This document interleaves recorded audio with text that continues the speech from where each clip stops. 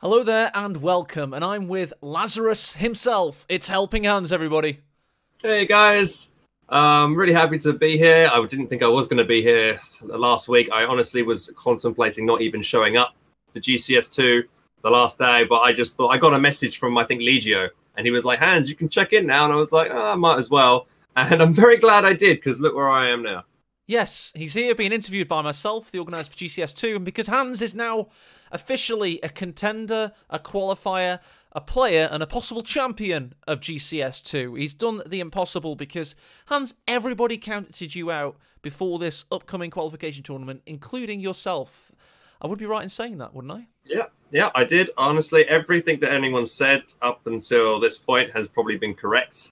Like Gaddafi saying, Disney, why should I be playing Disney-ass games? I thought, he was always saying that in stream and stuff. I always find that funny. Or like, and then Findy was saying about my mindset. I had lost my mental battle, which was, at the time it was true. I was in a bad state. I think, mentally, I was just drained of playing Company Heroes 2. I've been playing it literally non-stop over the last God knows how many years, unlike other players. I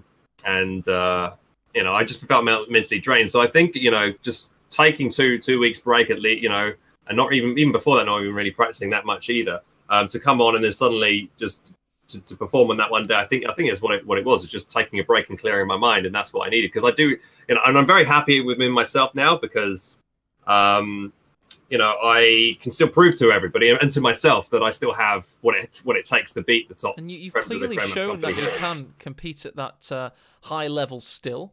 But you were struggling to show that in the first tournament and the third tournament. So just to remind the viewers, in the first tournament itself. So the first tournament against Talisman, if I don't think those games were casted, if I remember right, I might have been on a second stream. So these games, it was very close. First of all, Talisman's definitely a very good player. In the past against Talisman, I have normally beaten him, but he's gotten very good recently, and he's perhaps slightly better than me at the moment. I'm not afraid to admit that. However, though, this series I probably should have won, because the first match which I lost, Talisman kind of threw it at the end, and if I had maybe a couple of more VPs, I would definitely have won. If I'd moved one tank here or whatever there, go definitely watch that game back, because that's a very good game with Vet 5, everything on my OKW side. Talisman was playing very well.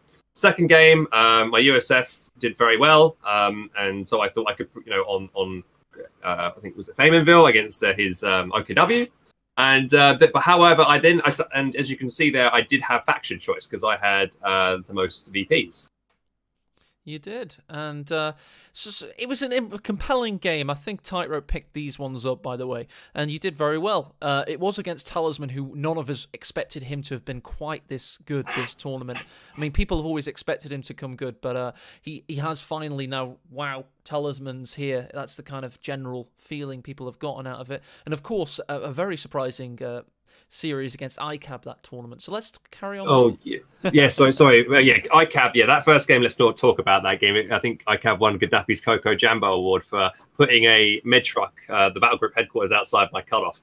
Yeah, I had a very bad start and just kind of spiraled out of control. And I just couldn't get back into that game, but I managed to regather my composure and take the series 2-1 eventually. Yeah, here's the clip here. I'm witnessing the horrible clip. But by this stage, he's already got, great map dominance. He's got double vehicles. I've only got one anti-tank gun for 3 vehicles that he has. He's got cover on the cutoffs as well. Ika played very well this game. He clinically played this very well. So it's a shame that ICAB hasn't qualified for the tournament, because he definitely deserves a spot. In my opinion, he played very well, and he did an excellent job casting on the weekend with yourself. It was very enjoyable to watch. Yeah, he did. He absolutely did. So that was the first tournament, your first attempt, and then I think we can pretty much breeze over the third tournament. We could go into detail on the games, but it's pretty much the same story. You tried again, possibly didn't have quite the right mindset to fully unleash your potential, let's say. And then, of course, we had what happened this weekend. Now, we all know that you've said many times on stream, etc., how it came about that you played. But, Hans, let's have a little look at the brackets. And I just want to ask you how you started to feel, because you weren't on stream, because obviously to get the most out of yourself as a tournament player, you have to play fully mindset, focused on the games. The first match you enter into is against GB Hooligan. And I want to ask you, when was the moment you started feeling, hang on, I'm playing a bit more loosely here. I'm starting to feel good.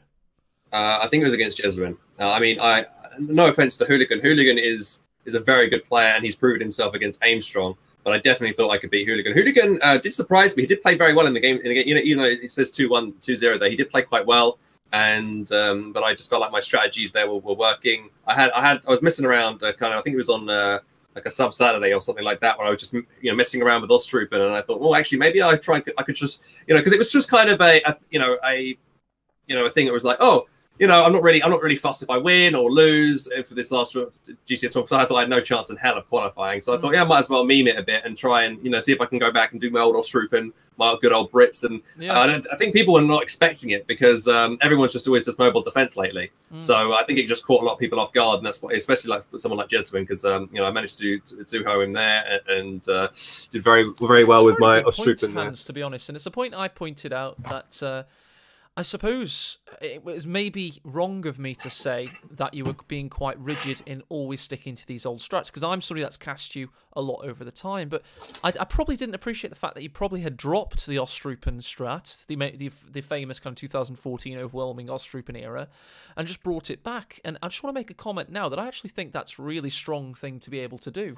You've got this deep kind of strength of having been top level in this game since like 2012, right? So you've got strategies that you've proven to yourself work, even though the meta might have changed. You can still like bring out a fully fledged strategy that you've worked on, and not a lot of players have like a deep bag of tricks like you. That's quite a good thing to draw back on. Yeah, it is. I could, I won't say anything else more than that to give other competitors are probably watching this. So I'm not going to say anything else. But yes, I do have a bag of tricks that I could possibly bring out. And now that I have qualified, and I do, like I say, I do feel a lot more confident in myself. I will be a lot more proactive in probably playing company heroes 1v1s off cast now.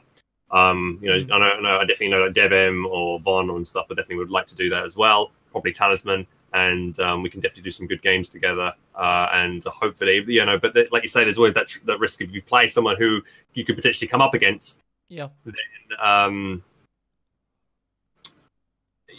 they'll know all your tricks. Yeah, because they've been training against you, so it's not a good idea. However, go on. I would like to play. I would definitely like to scrim against Von, because if I wasn't going to win, I would definitely want Von to win the whole tournament, because Von's been there for ages. He's a big streamer like myself. He constantly streams Co all the time.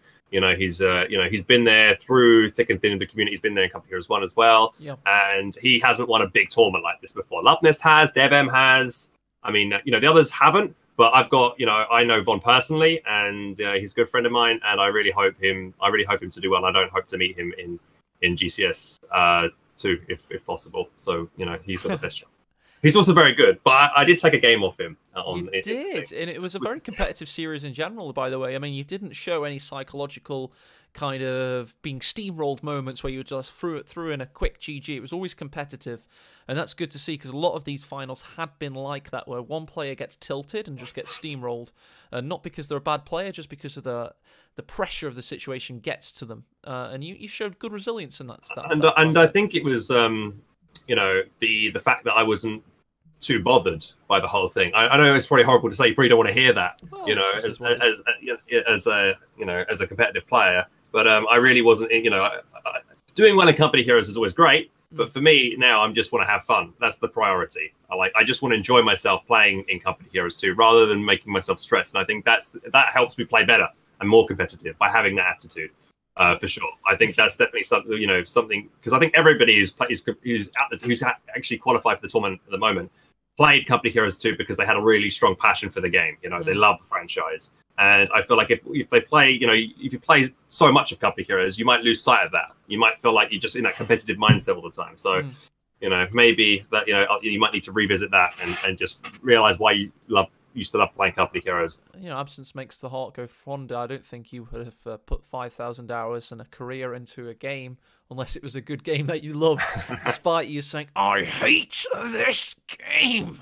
Yeah, there's always moments. So you get that. Anyone, ever, anywhere say that, whatever they do. So there's always good and bad moments. I'm mindful that you've got to go stream. So I'll ask you one last question. Crunchy peanut butter or smooth?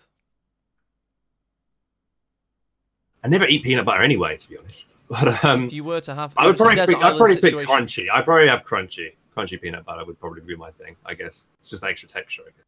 Hype. And thank you, Hans. See you on the 15th of September for GCS2. It's going to be awesome.